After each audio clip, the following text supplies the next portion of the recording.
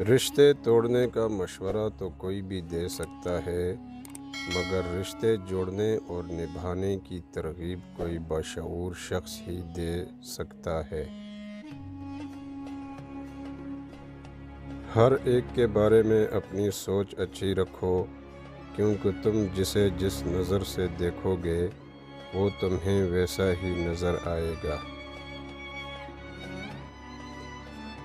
اگر انسان کو یہ پتہ چل جائے کہ جب وہ اپنے رب کے سامنے سر جھکاتا ہے تو اس پر رحمت کی کتنی برسات ہوتی ہے، تو وہ سجدے سے سر ہی نہیں اٹھائے گا۔ کچھ لوگ جب روتے ہیں تو اس لیے نہیں کہ وہ کمزور ہوتے ہیں، بلکہ اس لیے کہ مضبوط رہتے رہتے تھک جاتے ہیں۔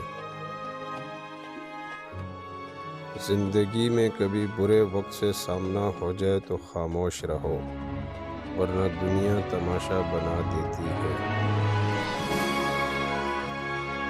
میں نے مرد کو بیوی بچوں کی روٹی کی خاطر دوسروں سے خاموشی کے ساتھ گالیاں سنتے دیکھا ہے۔